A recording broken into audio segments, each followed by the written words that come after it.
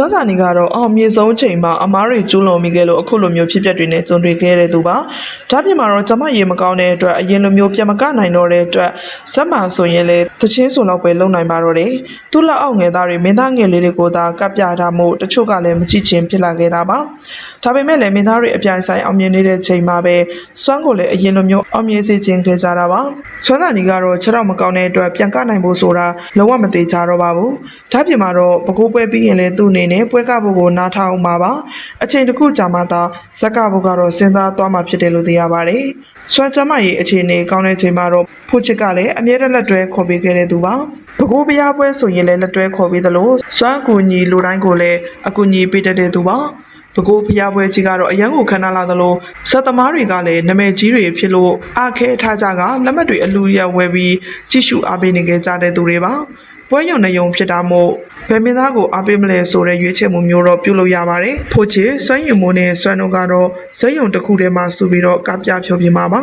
အောင်စဘူးကတော့ဇက်ရုံတစ်ခုခွဲကတည်တံ့ကပြမှာပဲဖြစ်ပါတယ်အောင်စဘူးကတော့စညတိုင်တိုင်ဘကိုးဖျားပွဲမှာကပြမှာဖြစ်ပြီးတော့စတင်ကပြတဲ့၃ညလုံးကလည်းပြိသက်တော်တော်များများကအားပေးခဲ့ကြတာတွေ့ရှိရပါတယ်အောင်စဘူးကတော့အောင်စဘူးကိုတော့ဖြာတွေကိုအလူရက်ဝဲတဲ့အထိကိုအားပေးခံခဲ့ရတာကြောင့်အောင်မြင်မှုကတော့တကယ်ကိုမှကြောက်မခန်းနေဖြစ်ခဲ့ရပါတယ်ဒီလိုမျိုးအောင်မြင်မှုဆိုတာကတော့တစ်ချိန်ကစွမ်းသာနေမျိုးတစ်ချိန်ကစွမ်းသာနေတို့ရရှိခဲ့တဲ့အောင်မြင်မှုမျိုးဖြစ်တဲ့အတွက်အခုချိန်မှာတော့ခြေနေကအားလုံးကိုပြောင်းလဲလို့သွားခဲ့ပါပြီ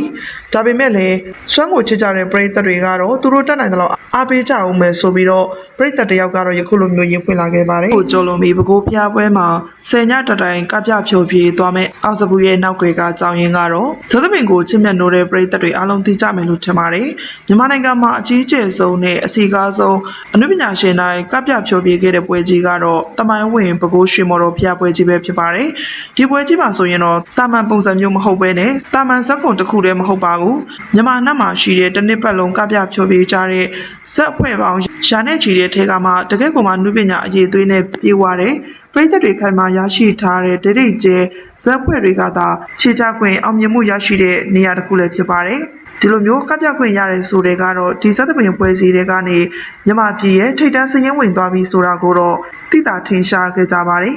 ဒီကနေ့မှာတော့2026ခုနှစ်အတွက်ထွက်ပေါ်လာတဲ့ရွှေမော်တော်ဖျားပွဲကပြစည်ရင်းတွေကတော့တပင်လောကသားတွေကိုပရိသတ်တွေကြားထဲမှာပါအတော်လေးကိုမှကြရက်ရိုက်သွားခဲ့ရပါတယ်အကြောင်းရင်းကတော့လက်ရှိမြန်မာပြည်ရဲ့နာမည်အကြီးဆုံးမင်းသားတွေပါဝင်ကြပြီးမြဲသူတို့ကပြရမယ့်ရက်အရေးအတွက်ကတော့ကွာဟမှုတွေများကြီးရှိခဲ့ပါတယ်လက်ရှိအချိန်မှာတော့ပရိသတ်တွေခိုင်မာရရှိထားတဲ့မင်းသားလေးစွမ်းစား